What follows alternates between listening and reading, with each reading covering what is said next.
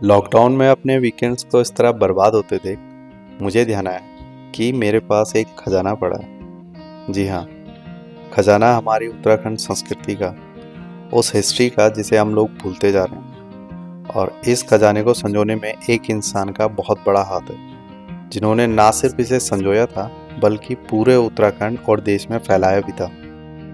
आज मैं आपको उनके बारे में, उनकी विरासत और उनके आशियाने के बारे में सब कुछ बताने वाला हूँ। तो आप लोग बस आराम से बैठो और इस हिस्टोरिक जर्नी में हमारे साथ शामिल हो जाओ।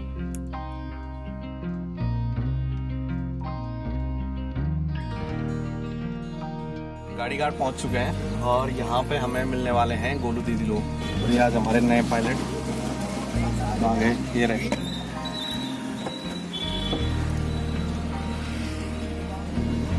वेलकम, बैठो। हेलो भाई, लेट तुम लोगों ने ये मैंने थोड़ा की।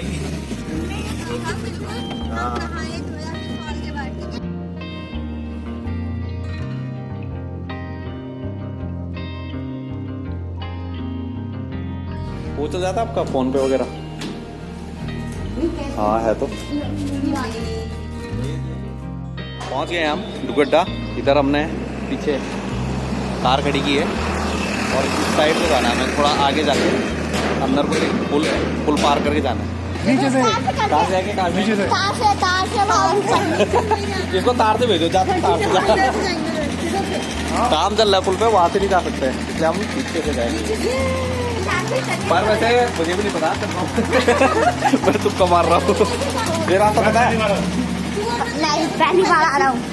देखो देखो, जंप कर कूद ऐसी कूद। ये रहा हमारा अल्टरनेटिव रास्ता।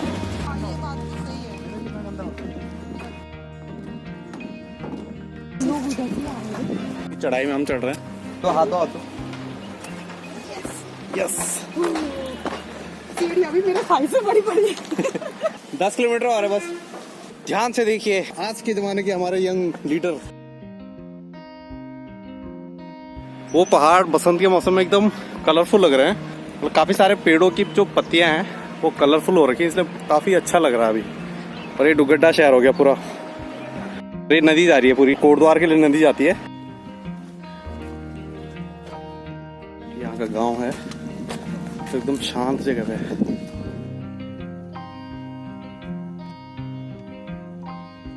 और अब दुगड्डा साइड जहाँ से हम चढ़े थे वहाँ शोर काफी हो रहा था क्योंकि ट्रैफिक होता है, लेकिन जैसे ऊपर चढ़े और थोड़ा सा पहाड़ किस तरफ है, एकदम शांत गांव वाला माहौल आ गया पूरा, क्योंकि काफी पीसफुल है। क्या हुआ सिपाहियों, क्यों थक गए तुम? मस्त है नहीं? यहाँ कूल कूल ठंडा हो गया ना, शोर खत्म हो गया ना यहाँ पे। अब समझ लो हम पहाड़ एकदम गांव में आ चुके हैं।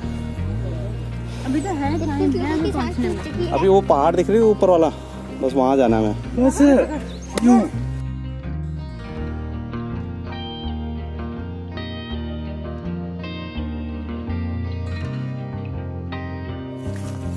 बस पहुंचने वाले हैं।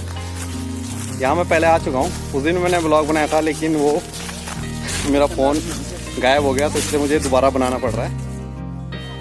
ये बस चढ़ो।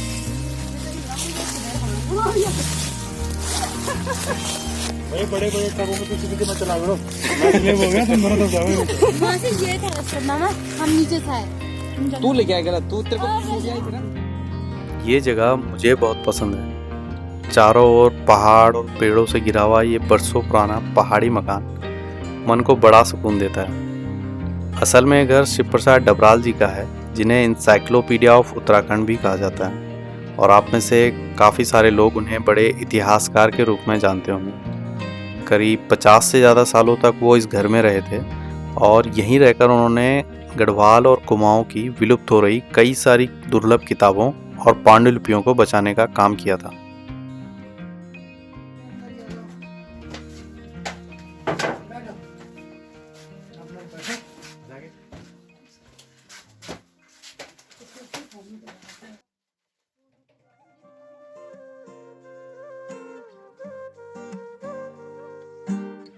ये सारी पुरानी किताबें यहाँ रखी हैं।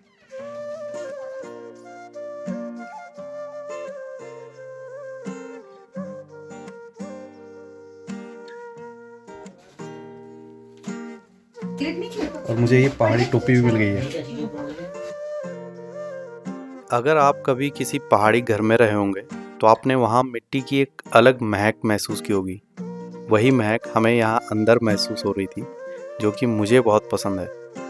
लकड़ी से बने ये दरवाजे थोड़े पुराने और ख़राब होने लगे हैं, पर इन पर बनी नक्काशी आज भी लाजवाब है। यहाँ रखी हुई हर पुरानी चीज़, किताबें हमें रोमांच और दुख दोनों एक साथ महसूस करवा रही थी। रोमांच इसलिए कि हम अपनी हिस्ट्री में झांक रहे थे, और दुख इसलिए कि इतनी मेहनत से संजोए हुए इस इतिहास को हम सुरक्षित नहीं रख पाए। यहाँ रखी दुर्लभ किताबें, लेख और पांडुलिपियाँ काफ़ी सारी खराब हो चुकी हैं। हालांकि काफ़ी गढ़वाल यूनिवर्सिटी के पास सुरक्षित भी हैं, और जो बाकी बची हैं उन्हें संभालने का काम अभिषेक डबराल कर रहे हैं, जो कि शिव प्रसाद डबराल जी के पोते हैं। ये वाली जो बुक है गढ़वाली में लिखी गई है पूरी। ऐसी और भी किताबें हैं। भोला दत्त देवरानी जी हैं इसके कवि।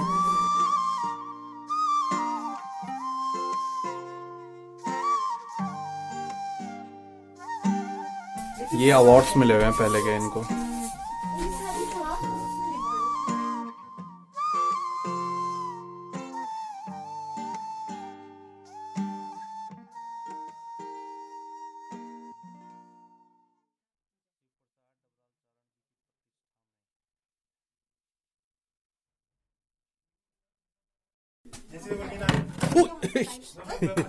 ये पुरानी तिजोरी देखो, कुछ इंपॉर्टेंट चीजें रखने के लिए।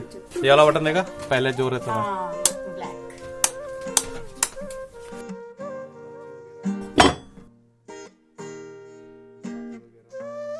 क्या है?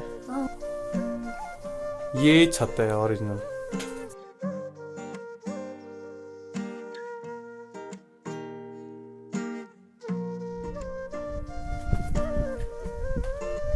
यहाँ भी काफ़ी सारी चीज़ें हैं। ये जो चूल्हा है ये भी मिट्टी के तेल से चलता था, लेकिन इसकी जो रोशनी होती है वो नीली होती है और इससे बर्तन काले नहीं होते। जैसे गैस इसको यूज़ करते थे। वहाँ एक लैंप भी है, ये गिलास होता वो नहीं है। और ये नया नया लड़का पुराने घर में क्या कर रहा है? जैसे तेरे को क्या क्या चीज़ों के बारे में पता है यहाँ? चल मैं पूछता हूँ तेरे से। हाँ, इसको क्या कहते हैं? किसका? ये इसको कड़ी है। वो कड़ी खाने की चीज होती है। वो वाली कड़ी नहीं। ये क्या है? ये पता नहीं। कपड़े टांगने के लिए हुक है, लेकिन ये लकड़ी का है। ये बाहर का पूरा एरिया, ये पूरी जगह नेचर से घिरी हुई है।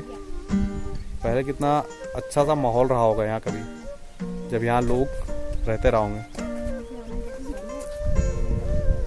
ये कुछ कमरे अभी खोले ही नहीं है, पूरी तरह से बंद है।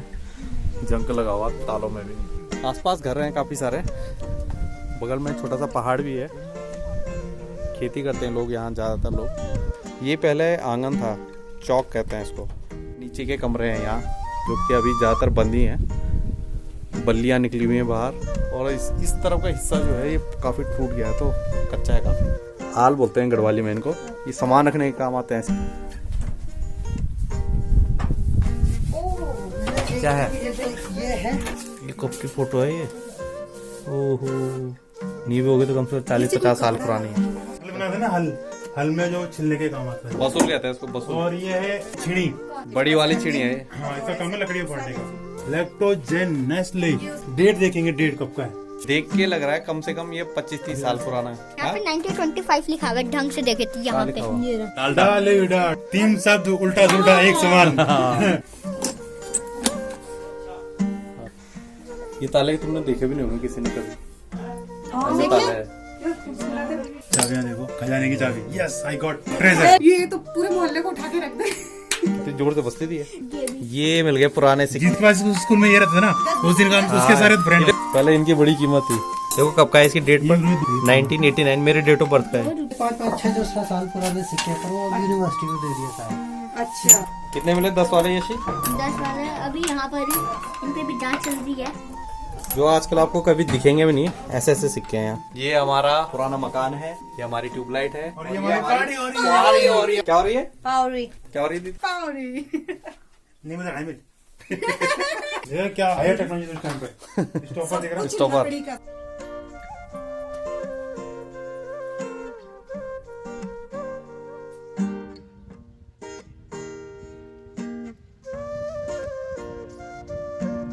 अगर आपको एंटीक चीज़ों का शौक है, एंटीक चीज़ें पसंद है, उत्तराखंड के बारे में आप कुछ भी जानना चाहते हो, तो मुझे लगता है यहाँ पे आपको बहुत सारी किताबें ऐसी मिलेंगी जो गढ़वाली और हिंदी दोनों में है, जो उत्तराखंड के साहित्यकार, कवि, लेखक, उन सब की लिपियाँ यहाँ पड़ी हुई हैं। इस जगह का दोबारा से रिनोवेशन कराना चाह रहे हैं, तो जल्दी ये जगह हो सकता है पब्लिक के लिए भी खुले।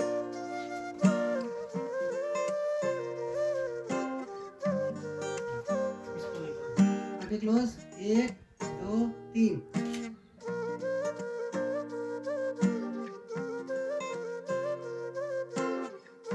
टेक 1001।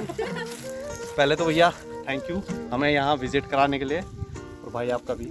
डॉक्टर शिव प्रसाद डबराल जी के बारे में तो मैं चाहूँगा कि जो भी आपके दर्शकगण हैं वो इंटरनेट से या अन्य माध्यमों से शोध करें, क्योंकि वो एक ऐसा व्यक्ति तो उन्होंने उत्तराखंड का संपूर्ण इतिहास लिखा, केवल अभी कुछ समय से ही नहीं, प्रागैतिहासिक काल से, यानी कि इतिहास की गणना जहाँ से शुरू नहीं होती है, महाभारत काल से, पौराणिक काल से और उससे ही पहले प्रागैतिहासिक काल से क्या इतिहास रहा है उत्तराखंड का, वो लिखा। इसके अतिरिक्त उन्होंने जब उनको लगा कि ये केवल मैं ही ये जानकारी इकट्ठा कर पा रहा हूँ, ऐसा नहीं, आगे के शोधार्थियों के लिए भी ये जानकारी उपलब्ध रहे, तो उन्होंने एक पुस्तक लिखी उत्तराखंड के अभिलेख एवं मुद्रा। अच्छा। और लिखा उत्तराखंड के इतिहास की स्रोत सामग्री की, आगे भी आने वाले समय में कोई भी शोधार्थी हो तो उसको इस विषय में जितनी भी जानकारी प्राप्त करनी हो तो उसका स्रोत कहाँ से मिलेगा, कहाँ जाके वो अध्ययन कर सकता है, वो करेगा।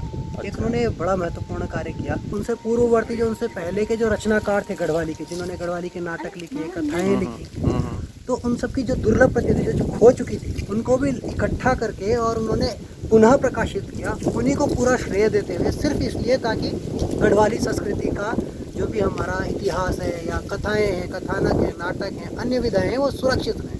इस स्थान पर 1945 में वे आए, दुगड्डा इंटर कॉलेज के प्रिंसिपल रहे अनेक वर्षों तक। अच्छा। और तभी से उन्होंने यहाँ पे साधना की। अध्यात्म के क्षेत्र में उनकी काफ़ी प्रतिभा थी, तंत्र के बहुत अच्छे जानकार थे, ज्योतिष के बहुत अच्छे जानकार थे। ज्योतिष मैंने सुना है, उनको इंसाइक्लोपीडिया भी कहा जाता है ना उत्तराखंड का। ये उत्तराखंड में पीसीएस की परीक्षा में प्रश्न आता रहा है, उत्तराखंड के विश्वकोश कौन है, इंसाइक्लोपीडिया कौन है, तो उसमें भी डॉक्टर शिव प्रसाद डबराल चारण का नाम रहता है। जो जिस स्थान को हम साफ करें उनका पुस्तकालय है, लाइब्रेरी है। हमारा विचार ये है कि जैसे पूर्व काल में भी शोधार्थी यहाँ पर आते रहे हैं, वैसे ही उनके लिए यहाँ पर पुनः आने के लिए एक स्थान बने। अच्छा। और यहाँ पर कला प्रेमी या गढ़वाल की जो भी कला की विधाएं हैं उनके जानकार भी यहाँ पर आते रहे, तो उनके लिए यहाँ पर हम छोटी मोटी कुछ व्यवस्था करने का प्रयास करेंगे। अरे स्टार वॉर मूवी नहीं आती हो, उसमें बटन दबाया टूम तो जगह बड़ी अच्छी है पिकनिक मनाने के लिए। प्राइवेट प्रॉपर्टी है, पर अभी कुछ टाइम बाद हो सकता है कि यहाँ कुछ खुले और ये प्राइवेट से पब्लिक हो जाए। तो बच्चा लोग, कैसा रहा आपका एक्सपीरियंस आज का? First of all I am not की। तो कैसा लगा आपको यहाँ के? अभी तो कैमरे में आया भी नहीं, बहुत खराब पहले से। ये जगह बहुत अच्छी है। तुझे कैसा लगा? मुझे तो अच्छा लगा, पहली अच्छा बार लगा? भी जब आई थी तब भी अच्छा लगा था। बुक्स, इतनी सारी बुक्स पढ़ने को है, अब मैक्सिमम गढ़वाली में लिखी हुई है। जगह भी अच्छी शांत है और चारों तरफ जंगली जंगल दिख रहा है, जिसे बाहर आके बैठ के पढ़ना बाहर पढ़ ले, अंदर बैठना अंदर। दीदी श्री, आपके क्या विचार हैं इस बारे में? देखो ये व्यू इतना खूबसूरत है कि जो बुक से भागता होगा वो भी आके यहाँ पे जरूर पढ़ना चाहेगा। नेचर अपने आप उसके अंदर इंटरेस्ट पैदा कर ही लेगी। इमेजिन करने में ही इतना अच्छा लग रहा है कि यहाँ एक चेयर है बेंत की, इसमें बैठे हैं बुक्स हाथ में लेके और ऐसे ही हवा चल रही है। गढ़वाल के इतिहास में जो नाम हम भूल गए हैं वो सारे आपको यहाँ याद आ जाएंगे। आपको बहुत सारी चीज़ें पढ़ने को मिलेगी, समझने को मिलेगी, तब आप ये समझोगे अच्छा ये भी हमारे गढ़वाल में, ये भी हमारे उत्तराखंड में, या ऐसा भी हुआ था जो आपको पता ही नहीं है। और अब टाइम हो चुका है घर जाने का, तो चलते हैं और मिलते हैं ब्रेक के बाद। तब तक take care, bye and like, subscribe.